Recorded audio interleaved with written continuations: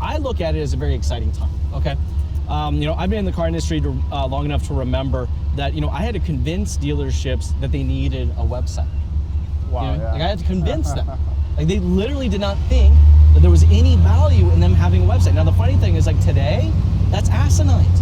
I have a buddy that's building a dealership right now, right, in full construction with it.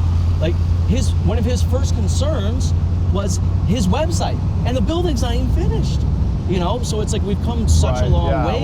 Wow. That like I said, at one point people just didn't even believe that it was really something that was necessary. So I see the same thing as digital retailing, is that there's a lot of people that aren't going to believe in it. But at some point in time, it will become the norm. Hello and welcome to yet another very special episode of the Strategy with Jason podcast, Las Vegas Drive edition. Today, Jason is cruising in sunny Las Vegas with none other than Herb R. Anderson. They'll be jamming about the brand, your brand, and finding your niche by being authentic in your content. Get ready for a bumpy ride, a classic car, and some hot guys in the sun with your host, Jason Harris. There's no power steering. We're gonna clear it. Yeah, you're good. 1955, first year the Thunderbird came out, equipped with a 292 V8 and a whopping 190 horsepower. This thing was designed to be personal luxury at its finest.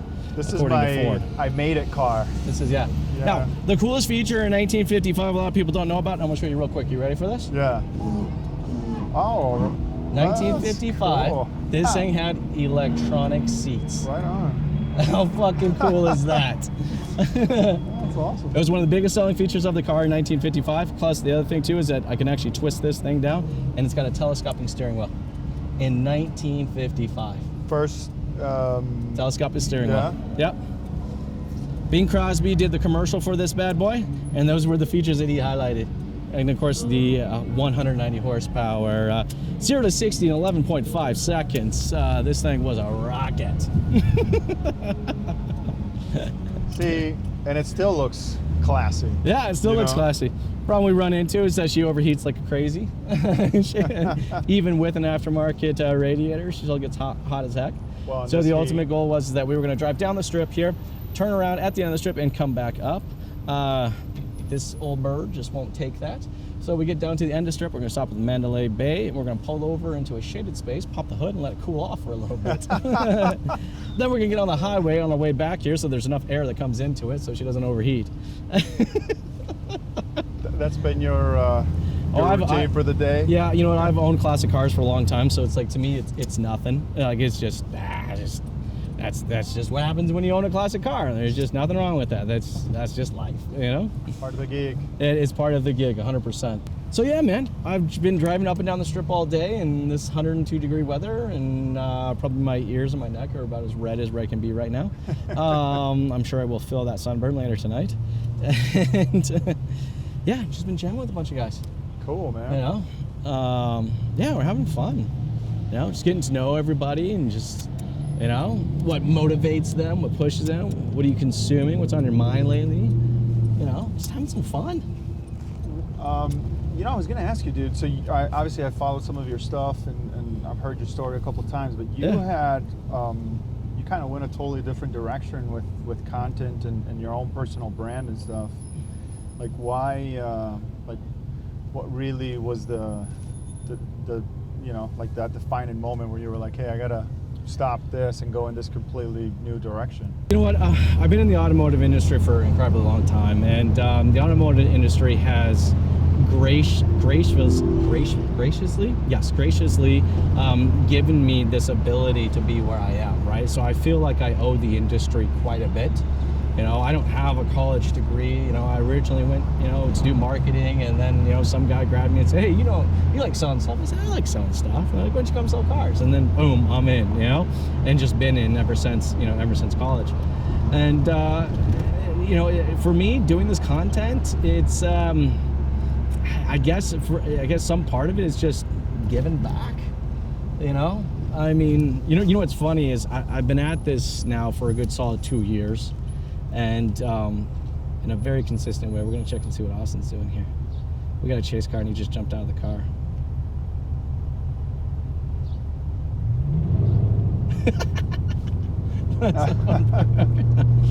And you know what? A lot of people don't even know what the hell I actually do. They just assume I just go around all day and I just have fun talking to people and making content, and that's it. And a lot of people don't realize that I have a full-fledged automotive agency, marketing agency. You know, we work with about 77 clients, 78 clients now, yeah. In both the U.S. and Canada? Yeah, percentage, just a small percentage, only a handful of them in the U.S., and then the rest of them are in Canada. And we just help dealerships really try to tell their story, you know, and you know, our big push is that, you know, the story is not about the product and the price. There are way more deeper stories to be told. We just have to uncover those stories and put them into a format so that people have the opportunity to consume them and embrace them and understand them. You know, I'm a firm believer that we don't buy products, we buy stories. Yeah. The story is the secondary portion of the product. You know, I love to use the analogy that, you know, I have a lot of dress shirts. The same tie, by the way. I own 7 of these ties. So I've been wearing the same tie for the last 2 years. It's not the exact same tie. I own 7 of them. You know, we buy into the story of the product before we buy into the price of the product, right? So, and every single dealership has a unique story, but, you know, for years, all their marketing efforts has just only been about product and price. I don't think that's enough anymore. Isn't that funny though? You said something just kind of caught my attention, but the price and the product are pretty standard, right? I mean, you get some variations here and there, but for same the most price part, and product at every other Toyota dealership you go to, right? Like, or Nissan dealership, it ain't gonna change. You're absolutely right. But the story, right? Like what they're doing, how their processes, all that is different, but we don't focus on that part of it when we're trying to get customers. Yeah, well, you know, a lot of dealerships don't understand their why. You know, when I ask them, like, why do you get up in the morning? You know, their immediate answer is to sell cars. I'm like, no, that's what you do. Why? Yeah. Like, I mean, you work a shitload of hours. You don't go home when your shift is done. Like, you have a serious commitment to your craft. Why? You know, so I like working with dealerships and moving them through that process of discovering their why. And then once we're able to discover their why, it's just beautiful things can happen. Do you think that on the content side, we're still not where we need to be at? No, not even close. Yeah. You know, on the content side, we're still talking about what we do, about why we do what we do. You know, and I've had to personally learn this myself as well, right? Look, I mean, I have no problem admitting I'm new to the content game. No problem admitting I'm new to the content game. Now, have I made a significant commitment to the content game? Oh, well, yeah, I have. You know, right now I put out a fresh piece of content every hour during an 8-hour day on 3 different social channels. Wow. That's totally awesome. Different content on all 3 social channels. So I think I've made a pretty serious commitment to it, right? But yeah, I mean, majority of the content that's out there right now, as far as what dealers are putting out, is just more about what they do, not why they do what they do. Do you have anybody that has impressed you? You know what? I would only say there's probably, I mean, look, of the hundreds and hundreds of dealerships I've ever had, I've had an opportunity to go into, you know, I could probably count on one hand how many people actually know why they do what they do, but then let that why define how they do what they do. You understand? Yeah. So it's like, what do? We sell cars. That's cool, right? Why do we do it? Well, you got to figure that part out. But once we know the why, we can let the why define how we do it, you know? So let's say, you know, the reason why I get up in the morning is because, you know what? I just love the idea of assisting someone in one of the largest purchases they're ever going to make in their life. Yeah. Like, that's a big thing. Like, you don't buy a car that freaking often. It's not going to the grocery store, right? So, you know, I love being a part of that story. I want to be a part of that. That's why I get up in the morning. That's why I go do my follow-ups. That's why I respond to my leads. That's why I keep my referrals up. You know, that's why I do it. Okay, cool. Well, you know, if that's your why, then that why needs to define how you do it. And when you get to that place operationally, woo, shit gets pretty. I mean, real pretty. And the cool thing is you can see it in the profit and loss statement. I mean, literally see it in the profit and loss statement. Yeah, you know, it's crazy for me, and I've said this a couple times, but man, whenever I have those conversations about content or social media, I get a lot of the decision makers' responses is always like, oh yeah, I mean, there's no money in that, like it doesn't convert. It's just it's always like, no, man. I mean, Because they're still thinking of the what. That's yeah, what it is. right. They're still putting content out there about what, you know? You know, how many dealers, you know, like talking about dealerships, let's talk about social media content. You know, there's content can be used in many, many different ways. Organic in the form of blogs and the written word, you know, and video and vlogging, and then of course LinkedIn, Instagram, Facebook, Snapchat, and all these different formats, right? You know, but understanding, you know, why you do it, that will change your content so significantly. And the reason why I find a lot of dealerships don't see the ROI is because the only content they're putting out there is what they do. What they do, yeah, exactly. You know, I mean, dealerships, and you know, I love this industry. Don't get me wrong, I love this industry so much, right? But we are the most antisocial social people in the world. I like that. Well, I mean, think about it, right? Yeah. I mean, how many dealerships, social media accounts have you seen that are really just portfolios of how awesome they are at what they do? That's it. Yeah, I mean, that's the story. What do? We sell cars. Yeah. You know, what do? You know, here's a happy customer picking up their car. That's it.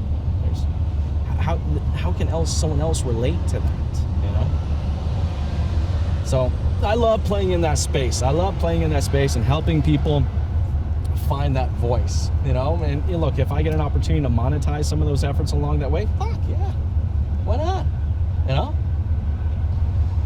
See, I think that we have an issue with attention, you know, when it comes to social media, and what I mean by that is I think that there's this negative feeling about, you know, getting attention, right? But you know, on the other side of that, like, dude, think about it. I mean, these platforms are free. It doesn't cost you anything. Like, let's say if you're taking ups at a dealership somewhere, why would you not want to utilize these platforms to get attention for yourself and kind of be the guy in your local market, at least, that people think about when they think about, hey, I need to buy a car. Sure. You know what I mean? Sure. And then just kind of start from that level and kind of grow it from there at the dealership level. Because what's going to happen is if you take the initiative as a salesperson and your, you know, managers and stuff start to see that kind of paying back, then they're going to want to get more involved in it as well. You know what I mean? Or invest more into it. Yeah, I mean, I think when someone's trying to figure out, either a dealer or a salesperson trying to figure out, like, what kind of content, you know, like, you know, someone's listening to this, you know, like, Jason, Herb, well, okay, I'm listening to you guys, I get it, you know, all right, I got to do this shit, okay, but what kind of content should they put out there? And that's where I love helping people find out, you know, what kind of content should they really put out there. And at the end of the day, we're looking for authentic content, because, you know, authentic content, that's what relates, you know, no different than the podcast that you and Eric does, right? The value in that and what comes in that content is from a place of authenticity. Yeah. You know, it's like, you guys fucking care. Like, it comes out, right? So it's like, if you think you got to force yourself to go out there and make content on that Chevy Silverado and you're not passionate about it, don't fucking do it. Yeah. You know, in fact, I encourage people to find out what their passion is. Look, their passion may not be their 9-to-5 job, and there ain't nothing wrong with that. You know what I mean? That's just how they make their money. You know, I have a guy, I was just talking to Matt about this actually at the last podcast, but I have this guy, Matt, who's a salesperson that's working with us, and you know, one of his passions is he's a retired professional angler. By the way, I had to look up what angler was. I didn't actually know what it was. You know what it is? No, man. Oh, fisherman. Oh, right on. Okay, so you're same with me. You've all in the same boat. I had no freaking clue what it was. All right, so he was a semi-professional fisherman. This is what he did. Traveled around and fished for a living. And I'm like, and when I got him talking about that, oh my gosh, this entirely different person came up, and it was so authentic and it was so passionate. And I'm like, that's where you got to make content about. Yeah, that's what I want you to make content about, right? So he's like, really? Yeah, I said, well, and I want you to do it from the back of your Silverado, okay? Now, I don't want you to talk about Silverado at all, okay? I just want you to talk about where you love to go fishing, why you love to go fishing, what lures you like to use, and make it really localized so that people, you know, people locally can get significant value from your content. He's done that, dude. He's picking up 8 to 10 cars a month right now. Wow. from this audience that he's Yeah. created that has nothing to do with it. But what it is that the people are able to relate with him and come into a place of trust. Trust, yeah, there you go. Because of his authentic fishing content, that when they're ready for a purchase a vehicle or something along that lines, it's like, well, who else am I going to go to? Yeah, man, I really like that because it's kind of different, right? You know what I mean? You're looking at it from a different angle, different perspective. I've shared a story. I have a store that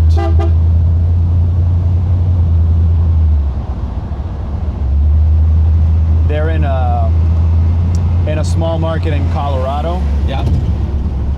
Dude, and what they do, they put recipes on their Facebook page, Sure. like the recipe of the week. Is that something they're passionate about? Yeah, I mean, and they Cooking, barbecuing, right? something like and they it's part of their, they have like a day a week that they have people come over and they have lunch at the store and all that.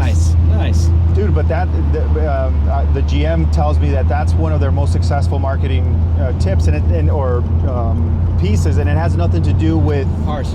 cars. Because it's their why. Yeah, it's just There's a personal why, there's a professional why. And it's just, the better we can help people understand their whys, that's when content comes out in a really real way. Yeah, what's cool about that too is that, when you think about it, the people that start to consume that information, they start to feel kind of obligated to you in a certain way. You know what I mean? So when that opportunity for purchase comes up, they're going to be like, well, this person gives me so much value that I'm gonna give them the opportunity. Well, and that's kind of the thing too, right? And funny, it's funny you say that because over 75% of my business comes from my content. Yeah, it doesn't come from me banging on doors. Right? It's literally, I had a dealership reach out to me actually just the other day before I was flying here, and they're like, Jason, dude, me and my team, we've been following your stuff for like a while, and like we've been using some of your stuff in our Saturday morning meetings, and it's just like, we finally just fired our marketing guy, and we're just, we'd really love if you'd come in and talk with us, and just, I'm like, fuck, absolutely, I'm in. You know what the funny part is, though? I went and looked it back. This guy's never engaged with a piece of my content, ever. Huh. Ever. Like, I looked, I'm like, where's this guy from? Where's he? But I found out we've been following him. So you don't know who's watching. Watching, yeah. You don't know. Just because they don't engage with the content doesn't mean that the right person out there is watching. There's a lot of people out there that are watching content, but they're not engaging with it. So don't get sucked into the social vanity bullshit that is social media, And, it's like, well, I didn't get as many views, or I didn't get as many likes or shares. Who the fuck cares? Yeah. Make content that's relevant for your audience, and they'll watch it, and they'll see value in it. That's what I love about what you guys are doing with your podcast. That's the reason I reached out to you, right? You guys are authentic. Thanks, man. Appreciate it. It's we got us it's authentic. definitely a labor of love. Well, see, that's the thing. We got to stick together, right? Yeah. Oh, labor of love. Yeah. Ooh, ain't that the truth? So. You think, like, someone asked me the other day, Jason, it's ROI positive for you to fly down to Las Vegas, bring your crew with you, rent a classic car, drive around with a bunch of guys, and shoot a podcast? I'm like, no. Like, no. Yeah. No. It is not in no way or form going to be instantaneously ROI positive, But if I can bring value to just one person out there through what we're doing right now, fuck. That's my high. That's my why. Yeah, that's where it's at. What's your why? I agree. Dude, so for me, it's kind of a twofold for me. One is there's a selfish component to it because I consult with dealerships. I consult with dealerships on a regular basis, so the opportunity to engage with people in the industry that have insights and that I can learn from, obviously it benefits me on the professional side. But then the other thing is, dude, I've always had these really good conversations with decision makers at a dealership and found a lot of interesting people in the dealership. Yeah. But it's always behind closed doors, and I always thought, man, if there was a way to kind of put this out there and just share it with everybody, you know what I mean? Yeah. Like all of us could benefit from a conversation like this. And so the idea for the podcast just kind of naturally was born from that. And I think that it's, I just said it recently on one of our episodes, but it's just right for the times, man. I mean, think about all the people that we missed out because we didn't have podcasting and we didn't have social media, and we will never know what their insights were because they were only to the people that were around them. Yeah, You know? 100%. It's the camera crew thinks they're funny. Oh, what? You didn't realize that's who it was? No. Like some random person just yelling words at us. I was like, what? What's going on right now? You guys are sick. You're a sick That's funny. individual. Yeah, that's right. No more pillow talk for you. No more. That's good stuff. Yeah, man. So that's why, you know, that's what kind of. That's your why. That's what moves me, man. So when was that moment when you were like, man, I'm having all these like, you know, boardroom meetings, and it's like there's just so much value and content in these boardroom meetings. Like, when was that aha moment where you're like, shit, we got to put this content out there for people? It was towards the beginning of 2017. I was just in a meeting, and we had this one of those really good conversations that you have, you know, that you walk out of there and you're like, damn, man, this was really good. Like, I learned a bunch from it. I know the dealership had some aha moments in it too. And then I was like, dude, I got to start. It first started for me with LinkedIn. I was like, I got to start doing content. Yeah. Because if I can't show this, then at least I can maybe do a video on it and put it out in that way, kind of as a second person, right? Yeah. So I started doing that, and then from there, just seeing other posts and connecting with other people and seeing what they were doing, it was like, oh, dude, the podcast, that's the perfect way to go. So it was just like that. That's when it started. Yeah. That's awesome. So talked to Eric about it, and he got excited and wanted to do it with me. And you know, it's always good when you do it together, because if it totally sucks, then you're like, well, How did your relationship at with least Eric we start? have each other. How did that start? He was a client. So, Okay, yeah. okay, cool. Yeah, so we've. And it was just like two birds flock together. Is that kind of how it was? It's just you guys were just like so in sync with each other. Yeah, we just kind of connected with each other, and he's very upbeat. You know what I mean? Which is a good kind of mix for the podcast, because I'm very serious and, you know, all data, all about. So you're the educate, he's the entertainment. Yeah, there we you go. That's where we go. it's So like, that's the key of content, right? Yeah. Educate and entertain. yin and yang there. So he keeps it fun. So yeah.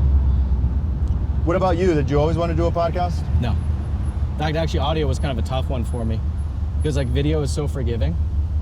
You know, it was just like. Isn't that the other one? That's Because interesting. audio picks up everything. So like I'm very loud. I'm like very, I'll slap things down on the table. Yeah, I do that you know, too. like I'll be drinking a coffee and I'm like, or I got a pen and it's clicking in my fingers. Like going to audio was like. And honestly, I still think we're figuring out the audio portion of it. I don't feel like we're at a stage, but I think what was key for us is that we just started to do it. We'll do it, Just figure take- out the take shit the as we step, go along. Yeah, exactly. You know, because it's like if I didn't just start doing it, you know, then I don't think it was ever really going to happen. It's interesting. So you were comfortable with video from the beginning? I was never comfortable with any of it. No. So here's how it all started, right?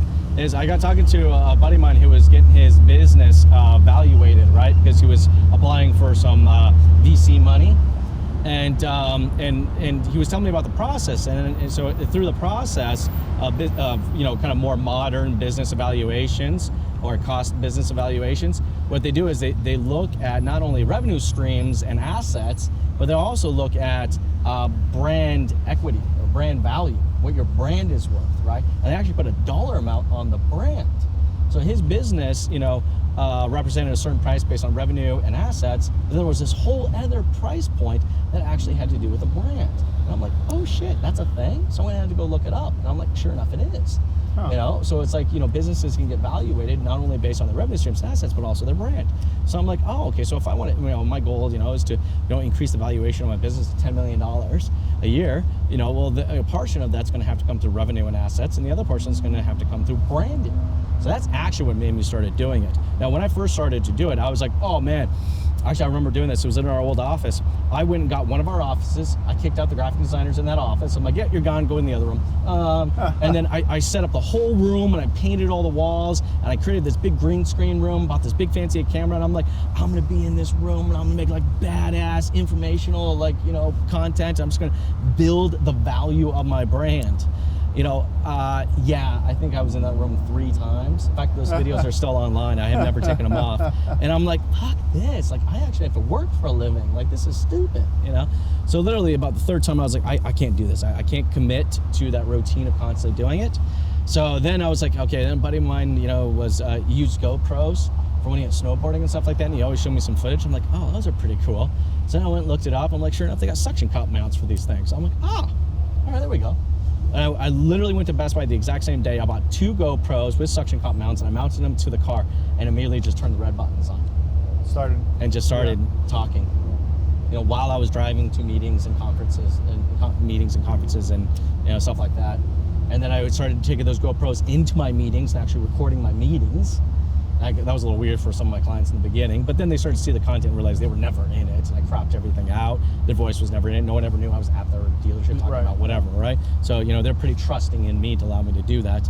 And yeah, it was just, just go from there. You know what? And I think I started to realize that's kind of the key. You know, in a lot of dealerships now, we help them with their branding efforts and their video content, and the key is just hit the red button. You know, just do it. Just do it. You know, the first time you do it, it's going to look nothing like the 15th or 20th time you do it. You know, and it's going to take time to develop and build, and you know, it's just is what it is. Yeah. So I have an interesting theory when it comes to that. I think that the platforms that we have today are kind of the new TVs of yesterday. You Distribution, know? Yeah, 100%. You know what I mean? 100%. So when you think about it, we spend more time looking on those devices than we do actual TV. So yes, right, 100%. So when you think about it, remember when radio was the thing, right? And then TV was trying to take over, and the radio stars were all like, "No, we're not gonna. That's never gonna work. Like nobody's gonna. We're radio. You know what I mean?" Yeah. And then they didn't adapt, and you know they slowly started to go away. And I think that for TV, that you know, social media is really the thing that's going to replace it.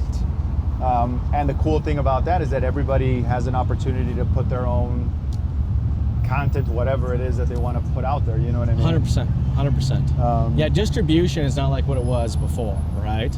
You know, so it's like, I mean, think about, you know, being able to build a brand today and develop value, both monetary value and then personal value in the brand today is far easier, and almost no expense in some cases, right, to be able to do that. You know, but 20 years ago you didn't have that option. How'd you create a brand? Right. Lots of money, lots of traditional marketing, high frequency in radio and in TV and stuff like that. And that's just not the case anymore. I mean, we live in this amazing time frame, you know, for dealerships and salespeople to create their own individual brand. It's just, I get jacked about this shit, man. It's fun. You know, I hate when I get the whole, oh yeah, my guys will never do that. Yeah. You know, and I'm like, hey, put a video together. Hey, thanks. Hey. I don't know when to buy this car. Yeah. Thanks. You know what I mean? They're like, yeah, no, my guys they'll never get on camera. They'll never put that video together. And it's like, dude, really? It's because they never explained the value of it. Yeah, man. Like the ROI is huge. I mean, I can't. If I was a great salesperson. Like, I'm not going to toot my own horn, but I was a damn good salesperson. Like, I was. It's been in me from a very early age. I was always selling stuff, right? If I was a salesperson today, holy shit, watch out. You know? Yeah. Like, I mean, just with what's available and the distribution and just how fast it is how fast you can create a brand as long as your content brings value. Holy crap. I mean, just holy crap. And I had an amazing career. My best year was 652 units. Wow. You know? I mean, that was a really good. Yeah. I mean, there are guys out there that are bigger, sure, but I mean, it was busy. That's pretty good, yeah. Dude, and to think about it, man, these platforms are there. They're free, man. Like, I know. Dude, all you have to do is just, I know. Where's that guy going? just begin, you know? Yeah.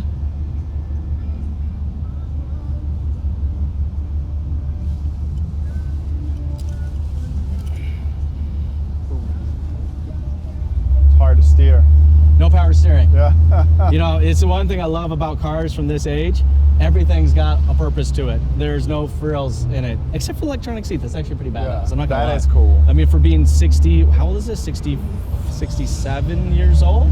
I mean, that's pretty amazing. Yeah. You know, to have power seats, right?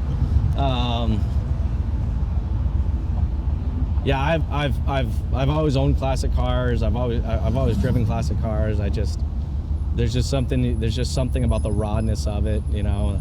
The pain in my leg right now from having to put so much pressure on the brake because there's no power assist brakes, you know. This thing doesn't have cruise control? No, there's no cruise control. Well, actually, no. But you know what? It wasn't too far after 55. They would have included it in there for sure. Yep. Oh, whoa! The seat lifts up. There you hell go. No. All right. Oh, look at that! I've been driving around all day feeling like I'm sitting a little low on the ground. So Of course, not you. How are you seeing things right now in your market? Like, how do they compare, by the way, Canada to us? Smaller, less busy? Well, you know what? They can be equally as busy. There's just the interesting thing with Canada and the U.S. is for a lot of cases the proximity of dealerships. So you know, I can visit 26 Nissan dealerships in a 45-minute drive. Whoa. So you think brand's important here? Wow. Brand's incredibly important. You got 26 locations selling the exact same product, the exact same services. How in the hell do you differentiate yourself? Yeah, man, that's like tough. how in the hell do you differentiate yourself? Yeah, wow, that's crazy. That's crazy. This old bird don't like this heat. I'm looking at that gauge and she ain't happy. It's going up. Yeah. Just when we pass the Mandolin Bay here, we'll pull over and let her cool down for a little bit. It's the beauty of driving classic cars. Yeah,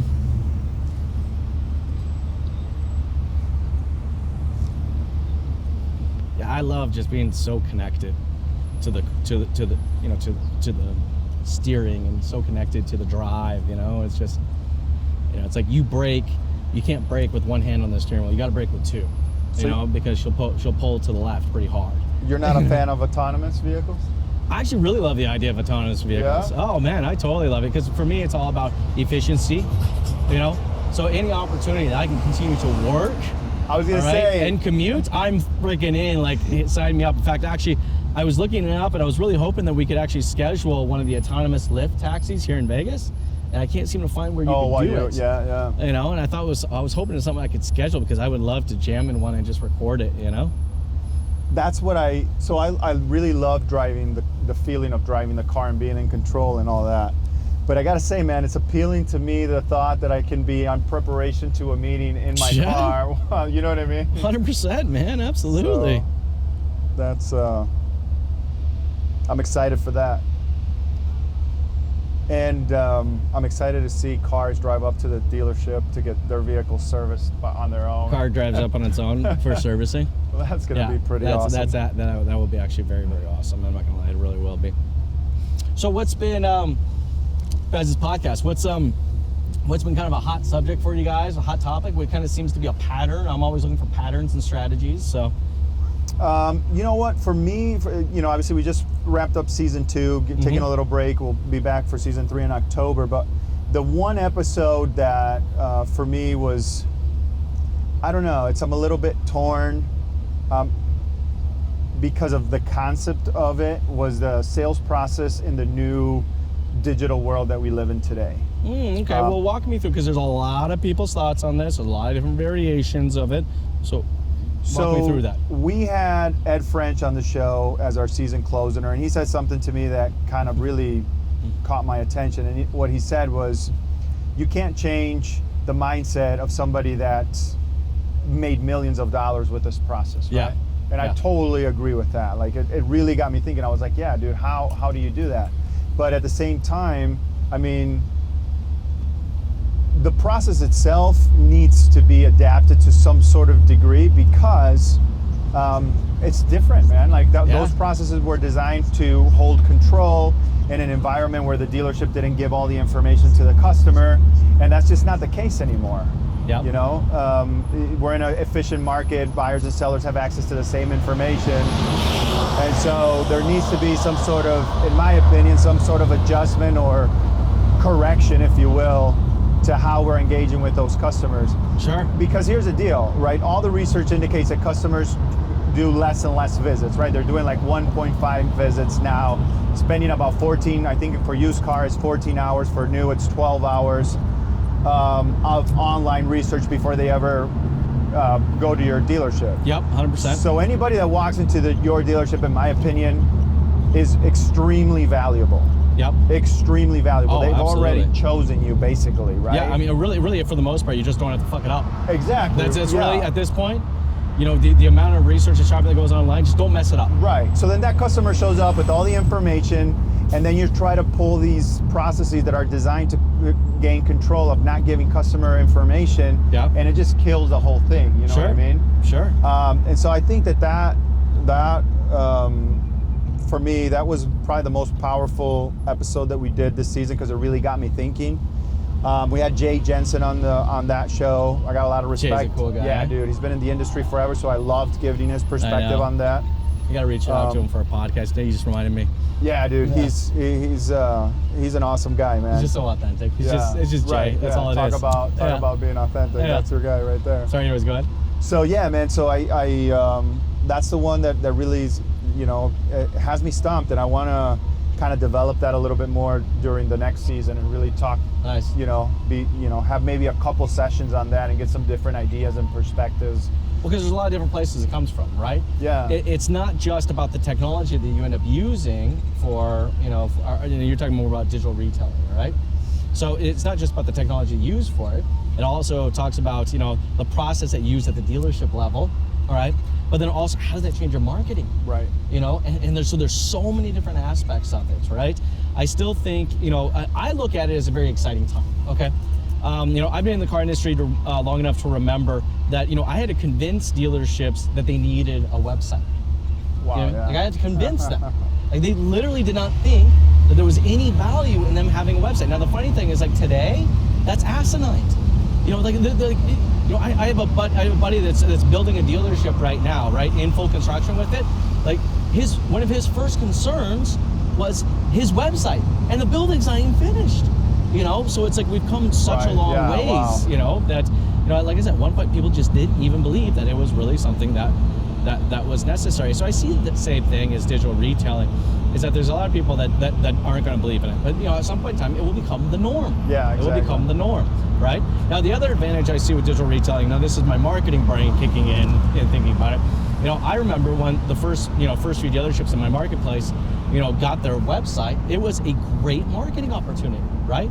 It was like, hey, now you can shop us online 24 hours a day, 7 days a week, 365 days a year at www.abcmotors.com. Right. You know, it was like, it was really, really something, you know, being able to do that. So there was a marketing opportunity and a branding opportunity. You know, it's like we do things differently because we have a website. Now it's going to be the same thing with digital retailing, right? That's from the marketing side. But I think what people don't understand is how much process it's going to change and how much process of the dealership is required to change to embrace that type of way of purchasing a vehicle. And that's the thing, right? Change in those processes, and that was kind of like my biggest takeaway is like, it's hard to do, man, because when it generates you money and you're being successful, quote unquote, with it, you know, how do you really... you know what, success, I always find dealerships, I actually kind of struggle when dealerships tell me they're successful, right? Because it's like, you know, we're one of those few people that still accept like 25%, you know, success rate is like success. And it's like, no, it's not. You know, it's like, you know, okay, what happened to the other 400 people that came into your dealership this month? That's not success, you know? It's like, I do believe that there's a lot of what I call full belly syndrome in this industry. Yes. Where we are very, very, very full with, we're very full. We've totally lost our chase car, by the way. I have no idea where the hell they are. But full belly syndrome, right? Where we constantly are looking at what we've made and not what we could have made, in the process.